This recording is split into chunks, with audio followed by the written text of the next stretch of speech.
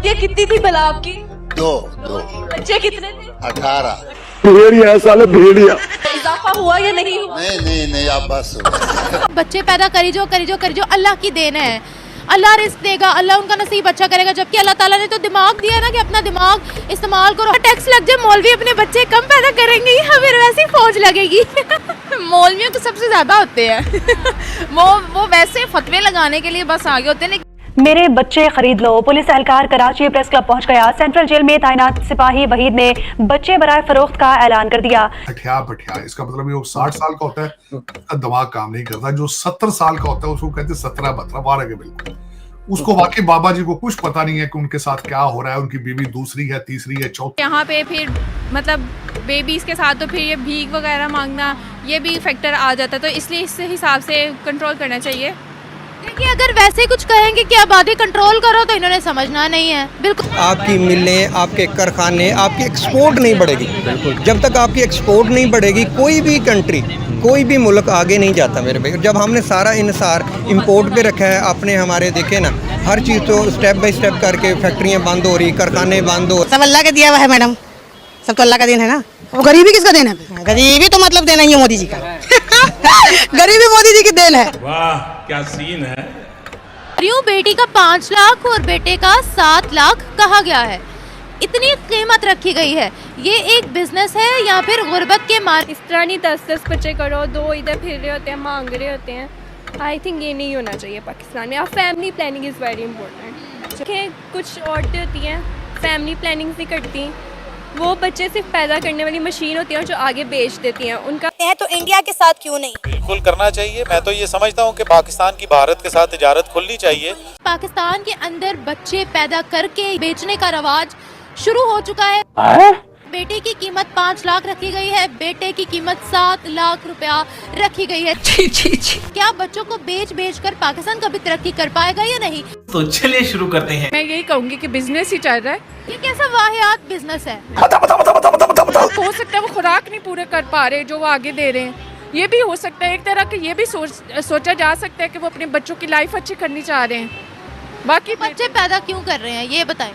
उनको पता है हम नहीं पाल सकते तो क्यों पैदा कर रहे हैं बच्चे? फिर ऊपर से कहते हैं ना अल्लाह की देन है, अल्लाह की मर्जी है। सब औलादों को अल्लाह क़यामत तक तौहीद पे कायम रखना, ताकि इन सारी की सारी लड़ियां क़यामत तक जन्नती लोगों की चलती रहें। यही नहीं, अभी और सुनिए। मुझे बताइए ये 28 बच्चों की जो लिस्ट है, इसको आपने 50 पर लेकर जाना है या 50 प्लस का कोई इरादा है? मुझे अल्लाह दी देन है, अल्लाह दी देन है। तो करते खुद हैं, डाल अल्लाह पे देते हैं।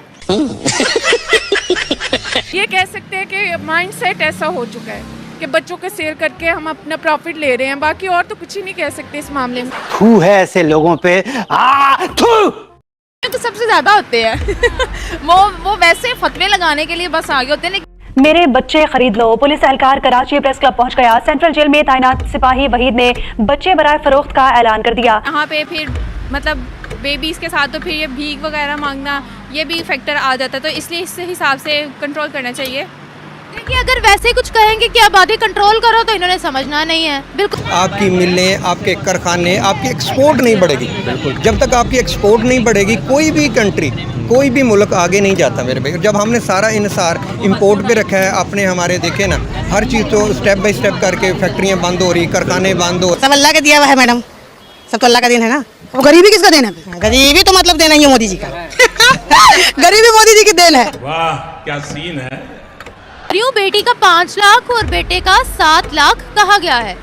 इतनी कीमत रखी गई है। ये एक बिजनेस है या फिर गुर्बत के मार? इस तरह नहीं 10-10 बच्चे करो, 2 इधर फिर रहे होते हैं, मांग रहे होते हैं।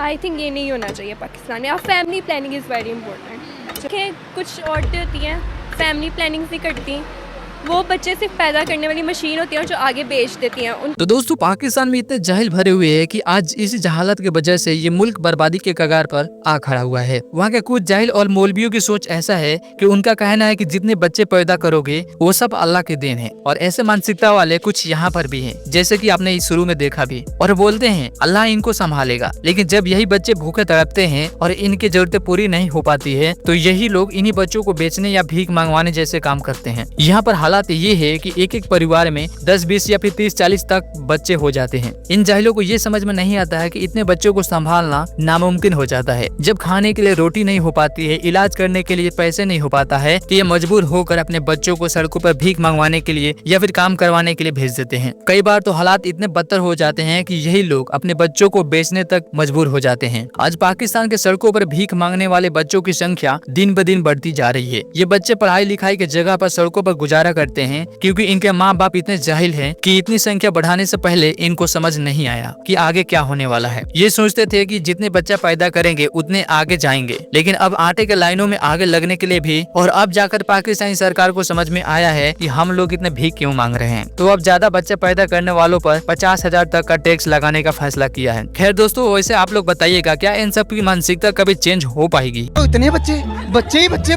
सारा ध्यान बच्चों पे फोकस, हर टाइम बच्चों पे अगर फोकस। आज अगर वो एक जमीन का टुकड़ा भी ले लेते ना, तब उनके टाइम के अंदर 70-80 रुपए गज मिल जाते थे। आज हम भी अदानी, गौतम अदानी या मुकेश अंबानी होते, हम में से कोई भी अगर वो जमीन खरीदते, उनका सिर्फ ध्यान था तो बच्चों पे बच्चे यार। इतने बच्चे, पाकिस्तान की आबादी देखो 26 करोड़ पहुंच गई है। उनका शौक होता है, उनके साथ रहने बहने की इज्जत होती है उनकी, तब भी करता है, ऐसे थोड़ी ना करता कोई। एक बीवी पे गुजारा नहीं होता ना इंसान का। बीवी एक बच्चा देगी, 2 देगी, वो कहता मुझे ज्यादा बच्चे चाहिए, फिर मर्द ताई भी 2 शादी करता ना। अच्छा, ज्यादा बच्चे पैदा कर, ये देखो सही बता रही है तो वो होगी। अभी यहाँ पर कोई बोल तो दे जरा पॉपुलेशन कंट्रोल का। मौलवियों ने फतवा दे देना है अनइस्लामिक है, दिस एंड दैट, वो अपने ही बीच में लेके बैठ जाएंगे। वो इकोनॉमिक ग्रोथ के बारे में नहीं बताएंगे, डायरेक्ट फतवा लगेगा। बिल्कुल ऐसे ही है, एजुटेशन स्टार्ट हो जाएगी, मोमिन कम पैदा होंगे, इस्लाम कम फैलेगा। अब वो मौलवी इस तरह की बातें करते हैं ना, फिर मौलवी रिसोर्सेज को बढ़ाने में मदद करें, वो कोई एक्स्ट्रा का काम करे कि पॉपुलेशन रिसोर्सेज बढ़े, पॉपुलेशन जो बच्चे हैं उनको इक्वल अपॉर्चुनिटी मिले, एजुकेशन मिले, तो देन ओके। अदरवाइज फतवे लगाना वो ईजी है, वो कहने की बातें हैं, लेकिन हम कुछ करके दिखाएं ताकि हम लोग आगे तरक्की करें। सठिया बठिया, इसका मतलब ये 60 साल का होता है, उसका दिमाग काम नहीं करता। जो 70 साल का होता है उसको कहते हैं 17-12 12 के बिल्कुल। उसको वाकई बाबा जी को कुछ पता नहीं है कि उनके साथ क्या हो रहा है, उनकी बीवी दूसरी है, तीसरी है, चौथी है, कोई पता नहीं उनको बिल्कुल। वो सिर्फ और सिर्फ खाने पे और पुशअप्स पे और सिटअप्स के ऊपर तो उनकी जो है अकल उनकी बिल्कुल है। चूंकि उनके अपने सूरी साहब ने अगले दिन कहा को पागल हो चुके हैं, ये मैं नहीं कह रहा, वो खुद उनके अपनी पार्टी कहती है कि सठिया गया है, पागल हो चुका है, पता नहीं। मिन्नतें लोग करते हैं, कभी 24 नवंबर के लिए भी उन्होंने मिन्नतें की थी, ये ना करो एहतजाज, उसको कुछ पता नहीं चलता। किसानी की एक तो मेंटालिटी भी ऐसी है ना कि बच्चे पैदा करो सवाब मिलेगा, कोई इकोनॉमिक फैक्टर का पता नहीं होता। हाँ ये बात है, लेकिन आबादी तो बेसिकली बहुत ज़्यादा बढ़ गई है और हमारे पास रिसोर्सेज नहीं है, रिसोर्सेज कम है ना, रिसोर्सेज बहुत कम है। और सेकेंडली फिर अगर आप देखें तो यहाँ पे फिर मतलब बेबीज़ के साथ तो फिर ये भीख वगैरह मांगना ये भी फैक्टर आ जाता है, तो इसलिए इस हिसाब से कंट्रोल करना चाहिए।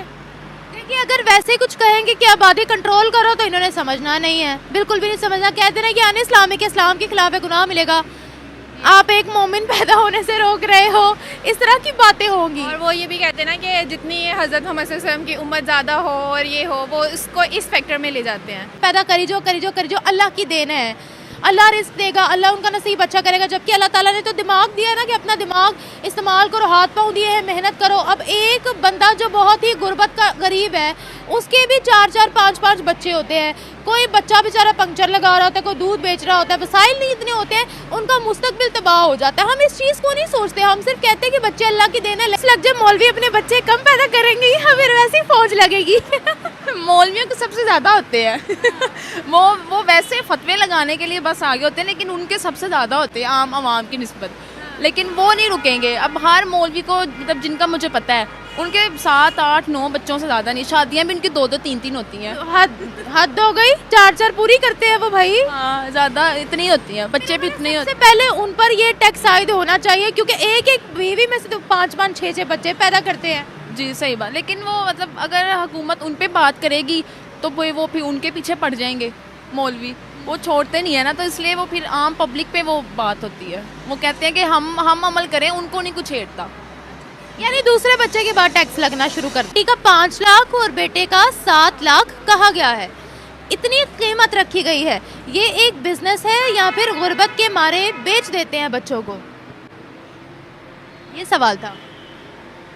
गुर्बत के मारे अब सवाल का क्या जवाब दिया जाए।